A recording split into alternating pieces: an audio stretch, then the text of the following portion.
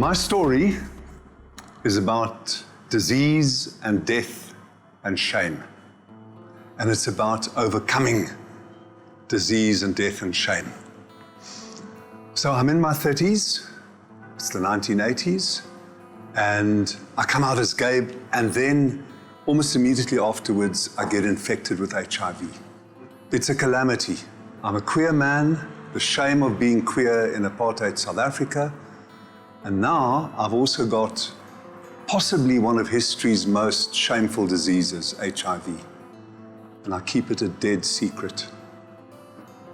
Worse than the fact that I know that HIV is fatal, death.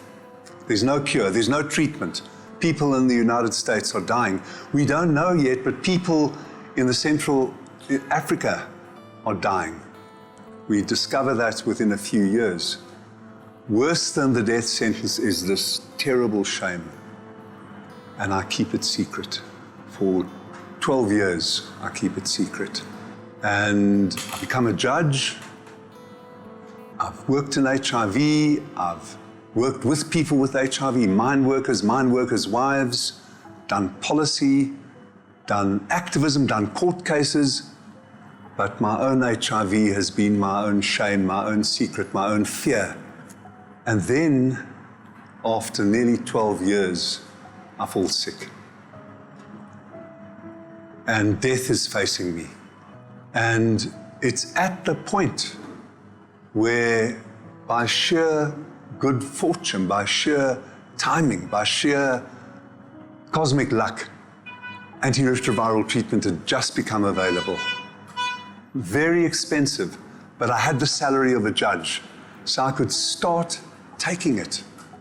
I was very sick at the time I started. I had pneumonia in both my lungs. I had gastrointestinal thrush. I couldn't eat. If I swallowed, my stomach couldn't absorb it. And I was deathly sick. Without treatment, I was going to die within 30 to 36 months. That was the median survival time for someone in my position. A white man with good survival prospects, good health care, 36 months max. And one day in November, at the end of the first week of November, after 12 years of infection with HIV, I take my first tablets. The doctor who gave them to me gave me like the nuclear bomb of ARVs, something called protease inhibitors. No doctor would ever start anyone.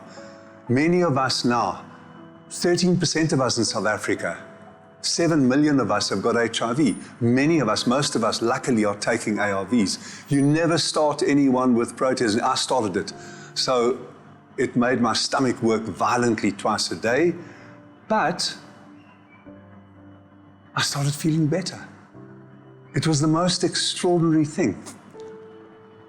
Within 10 days, I had a certainty, not in my mind, but a certainty in my body that this thing was being beaten. It was being beaten by these medicines, this combination of 3 different medications that were attacking it from different angles.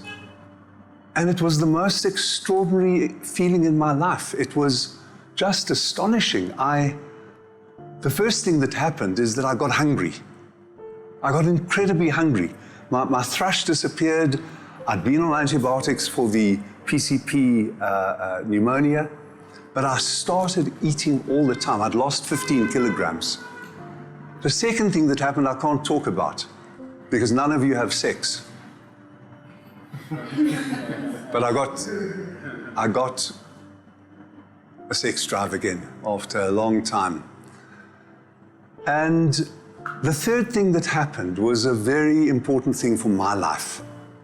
I said I'm going to tell a story of disease, death, and shame. I realized this is just a little particle. It's easier to contain than other non-transmissible diseases like diabetes, like hypertension. Once you're on the right drugs, you beat this little viral particle. Why are we ashamed of it? Why are we so silent about it? Why do we walk around with this secret gouging out our inner lives, our families' lives, our loved ones' lives. So for me, the story is that moment in November when I started taking ARV treatment, it changed my life. It saved my life. I'm still here, almost 25 years later, and I'm overjoyed to be here, telling the story at the invitation of SNE to all of you. But it also gave me the courage to say, I'm going to speak about this. I'm not going to be ashamed. It gave me the courage to join the campaign for treatment, because why should I, as a privileged judge, a privileged white man, most of the people getting treatment at the time I started, 99% of them were white people in America, Europe, and Australasia. Why should black people in Africa, where most of the epidemic was happening, not get treatment? Zaki Ahmed made it possible to fight for treatment, to fight against the government. Changed my life. It showed me that you can overcome disease, you can overcome life, death through life, and you can overcome everything with joy. That's my story. Thank you.